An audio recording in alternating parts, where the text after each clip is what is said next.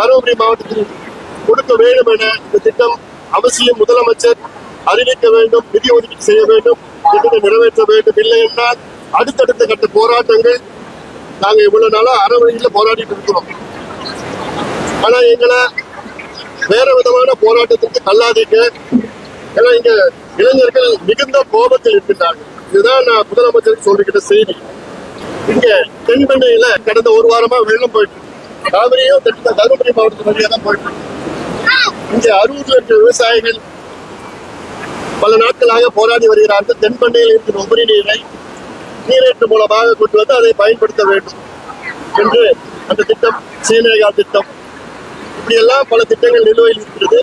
அதற்கு தமிழக அரசு உடனடியாக நிதி ஒதுக்கீடு செய்வது. நிதி ஒதுக்கீடுன்னா 5000 கோடி 10,000 கோடி எல்லாம் கிடையாது. வெறும் 10 கோடி 15 கோடி 20 கோடி அவ்வளவுதான். அரசாங்கத்துக்கு அதை பொறுத்தவரைக்கும் பெரிய பணம் கிடையாது. அது கொடுக்கறதுக்கே மனசு இல்லை அரசாங்கத்துக்கு. சிப்காட் இப்பதான் வந்து அது அங்கீகாரம் கொடுத்திருக்கிறாங்க. இவ்வளவு காலமா நாங்க போராடி தருமபுரி மொரப்பூர் ரயில்வே திட்டத்தை விரைவில் நடத்த முடிக்க வேண்டும். ஏன்னா நாங்க மிக சிரமப்பட்டு அந்த திட்டத்தை கொண்டு வந்தோம். ஆனால் எங்களுக்கு பிறகு வந்த நாடாளுமன்ற உறுப்பினர்கள் அதை பத்தி எதுவும் கிடையாது, எந்த அக்கறையும் கிடையாது. ஆனாலும் இந்த திட்டம் நிச்சயமாக நிறைவேற நான் மத்திய ரயில்வே துறை அமைச்சரை நேரில் சந்தித்து வலியுறுத்தி விரைவில் இந்த திட்டம் நிறைவேற அத்துணை முயற்சியும் நான் எடுப்பேன். அடுத்தது, நேற்று கலைஞர் மருத்துவமனை, நூற்றாண்டு மருத்துவமனையில ஒரு மருத்துவரை ஒரு நோயாளியுடைய மகன் கத்தியில கொடுத்தாங்க. அவருக்கு சீரியஸா இருக்கிறாரு மருத்துவர். மருத்துவர்களுக்கு பொதுவாக பாதுகாப்பு கிடையாது. அரசு மருத்துவமனையில் இருக்கிற மருத்துவர்களுக்கு சுத்தமா பாதுகாப்பு கிடையாது. அது இல்லாம அரசு மருத்துவர்கள் வேலை பளு அதிகம். காலையில வந்தாங்கன்னா ராத்திரி தான் வீட்டுக்கு போக முடியும். அவ்வளவு நோயாளிகள் வராரு. ஆனாலும் புதிய மருத்துவரை நியமனம் செய்ய அரசு மறுக்கிறது. புதிய மருத்துவரை நியமனம் செய்யணும், புதிய செவிலியர்களை நியமனம் செய்யணும், வேலை பளுவை குறைக்கணும், அவங்களுக்கு பாதுகாப்பு வழங்கணும்.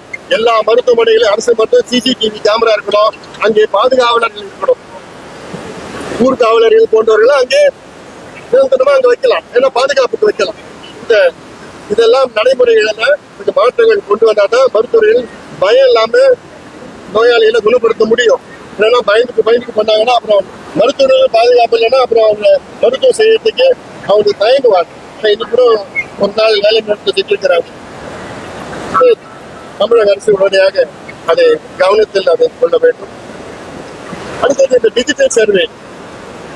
டிஜிட்டல் சர்வேன்னு சொல்லிட்டு படிக்கிற பிள்ளைகள் எல்லாம் கிராமத்துல வயல் அனுப்பிச்சிட்டு இருக்கிறாங்க.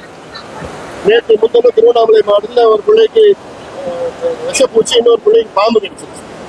10 நாளைக்கு முன்னாடி நான் அறிக்கை விட்டேன், இந்த மாணவிகள் அனுப்பாதீங்க, அவங்க படிப்பு கட்டு போயிட்டு. இதுல வந்து எவ்வளவு நிறுவனம் இருக்கு, அவங்க கூட காசு கொடுத்து அவங்க பண்ணிட்டு போறாங்க. அதெல்லாம் விட்டுட்டு இந்த படிக்கிற பிள்ளைகளை அனுப்பிச்சு விட்டுட்டு அவங்களுடைய எதிர்காலத்தை கிடைக்கிறது, அவங்களுடைய எதிர்காலத்தை வீணாக்கி கொண்டிருக்கிறது அரசு.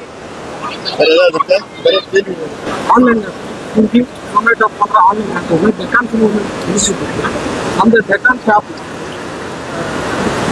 டாஸ்மாக் மதுபான பார்த்தீங்கன்னா இங்கே இப்போ வந்து வீட்டுக்கே வந்து டோர் டெலிவரி பண்ணுறாங்க, ஃபுட் டெலிவரி அப்படி இருக்குதா பேர் ஆபத்தாச்சு. ஏற்கனவே தருமபுரி மாவட்டம் தமிழ்நாட்டில் அதிகமாக மது அருந்துகின்ற மாவட்டம் பேர் இருக்கு.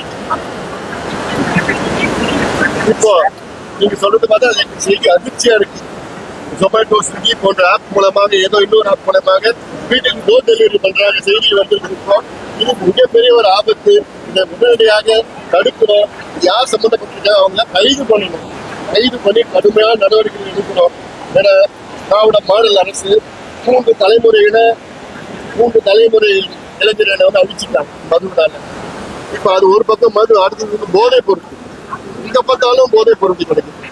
கஞ்சா, காபின், காப்பின், ஹெரோயின், என்னென்ன அமெரிக்காவில் என்னென்ன கிடைக்குதோ அதெல்லாம் இங்க தமிழ்நாட்டில் கிடைக்குது. அதனால இந்த இருக்கிற தலைமுறையில் சீரழிந்து கொண்டிருக்கிறார்கள். ஆனா முதலமைச்சருக்கு அதை பத்தி கவலையே கிடையாது. அவருக்கு அப்படி இருக்குதா இல்லையானே தெரியல. அவருக்கு தெரியுமா இல்லையான்னு தெரியல. அதனால இது நிச்சயமாக நீங்க சொன்ன செய்தி எங்களுக்கு ரொம்ப ரொம்ப அதிர்ச்சி. எங்களுடைய சட்டமன்ற உறுப்பினர்களை வச்சு விசாரிச்சுட்டு அவங்க மேல புகார் கொடுத்து உடனடியாக அதுக்கு அவங்க கைது செய்ய நிச்சயமா அடுத்த நடவடிக்கை நடக்கும். அதிமுக பிஜேபி தேர்தலுக்கு இன்னும் 1 நாடுகள் இருக்கிறது. அப்போ நம்ம